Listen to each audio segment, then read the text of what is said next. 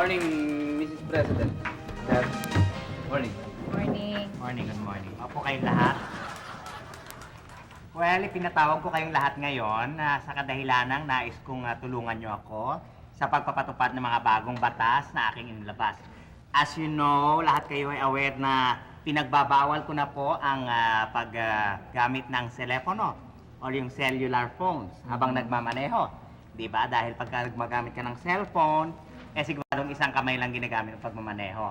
Kaya yan ay delikado. Dahil dyan, marami pang nais na ipagbawal dahil hindi nga safe ang pagdadrive ng isang kamay lamang gamit. Okay? Okay?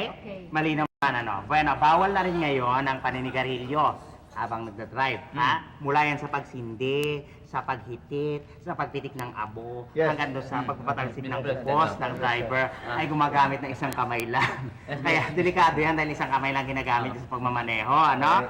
Kaalinsabay nito, pinag-utos ko na rin sa buong kapulisan na hulihin ang iba pang driver na nagdadrive na isang kamay lang ang gamit dahil may iba pang ginagawa. Yes, Miss President.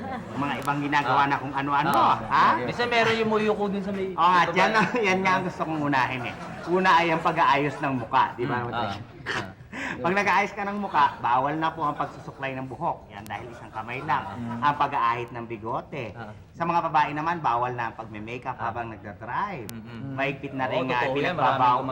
Oo, at mahigpit ko na rin pinagbabawal yung pagbunot ng anumang klaseng buhok, lalong-lalo na Sa kilikili, ano, madalas. kilikili at saka yung sa ilong. Alam nyo bakit delikado yan? Dahil pag nagbubunot ka sa kilikili at sa ilong, napapikit ka. At yan napapaganoon. pagpikit mo, siguradong hindi mo nakikita yung daan. Yan. Pangalawa, pinagbabawal ko ang paglilinis ng katawan. Bakit naman, Miss President? Bawal na yung paghihinunuli. Yan. Pagpasok ng daliri sa butas ng ilong.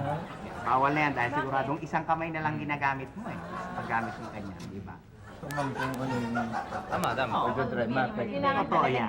Kaya nga gusto ko na rin ipahuli yung mga nagtututbrush habang nagmamaneho. Oo. Lalong-lalo na yung mga nagmumumog ng patingala habang nagmamaneho.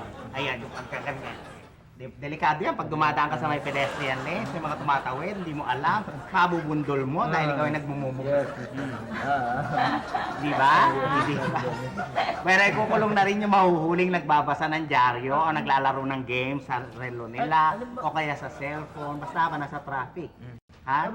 Traffic naman eh, Miss President. Kahit na, hindi mo alam eh. Pagka nadala ka halimbawa, yung mga driving games sa sa video o kaya sa cellphone, hindi mo alam, madadala ka, hindi mo alam ang reality at saka hawak mo pa rin ang isang kamay mo. Totoo yan. Ayan. Bueno, mas mabigat naman ang parusa sa makikitang nanonood ng TV sa mga sasakyan nila o kahit dun sa kalapit kotse. Miss President, kung traffic naman, wala naman po siguro masama. Wala naman masama ka. Tama ka nga naman. Tama, o yan, pero madalas hindi mo na alam, nag-go na pala. Oo. May sasabihin ka? Yung pong malaking TV sa EDSA nakakasagabal po yun. Mas maganda po siguro patanggal nyo yun. Hindi naman. Basta huwag mo na ilalagay sa loob ng kotse mo. Pangatlo, bawal na rin ang nakikipag-halikan habang nagmamaneho. Ay, totoo yan. Kung maaari nga, gumawa tayo ng karagdagang batas para ipagbawal magtabi yung mga bago pa lang mag-shota. Bakit naman ho? Ang ibig sabihin yan, mula sa mga kasasagot pa lang hanggang doon sa pagse-celebrate ng kanilang monthly anniversary. Alam niyo kung bakit? Dahil yan ang stage na lagi kayo magka-holding hand at panay ang sugyapan ninyo. Ayun. Sa kamay na nagmamaneho, hindi ka pa tumitingin sa daan. Ganun din yan, di ba? Okay, ang pinakahuli at ang may pinakamatinding parusa ay ang bagong batas na nagbabawal sa mga nagdadrive. Ito ay yung pumatay ng lumilipad na lamok sa loob ng kotse. Paano po kung na-istorbo na kayo nung... Tsaka masakit yung kagat doon eh. Delikado yan. Dahil hindi lamang isang kamay ang ginagamit ng pagpatay. Mahirap namang patay ang lamok. Kaya isang kamay lang ang gamit mo. Kailangan dalawa. Mga di po ba? Yan. Pag dalawang kamay yung ginamit mo, ba mabibitawan mo manibela? Kasi isa sa mapupunta. Para pag nakagat. Pag nakagat ka naman, dapat siguraduhin mo rin na hindi mo rin kakamuti ng pantal. Oo, totoo yan. Oo, dahil sigurado bibitaw ka rin eh. Bueno, pagka ikaw ay pumapatay ng lamok, hindi ka tumitingin sa daan yan di ba? Ayan. Pag ikaw ay nagkakamot, siyempre, yung makati. Okay? So, kung hindi na bawal na ang pagkakamot ng pantal habang nagdadrive. Ang gagawin nyo na lang, papakamot nyo lang sa katabi yung pasahero o kaya doon sa mga vendors. Halimbawa, tumigil kang ganyan, sabihin mo doon sa nagtitinda ng sigarilyo, ay pakikamot nga itong pisngi ko't nangangati.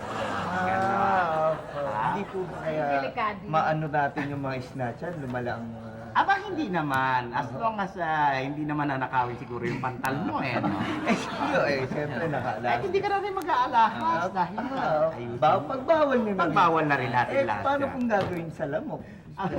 Kasi ano yun, Siguro mas dadrive kayo. mabuti sa traffic enforcer na lang. Yeah, hayaan Huwag natin. na sabihin. No? So malinaw naman ang aking mga pinagbabawal. Ay, napakalinaw po. Malinaw naman po. Napakalinaw Okay. po. Gusto niya, Miss President, ulitin ko lahat na sinabi niyo eh. Ay, wag na. Dahil magkatagal tayo, may Napakalinaw. meeting pa ako. Bueno, dahil dyan, gusto kong i-adjourn ang meeting ngayon at maraming salamat sa inyo. salamat.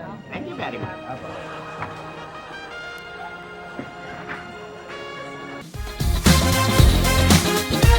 Matawa mo saya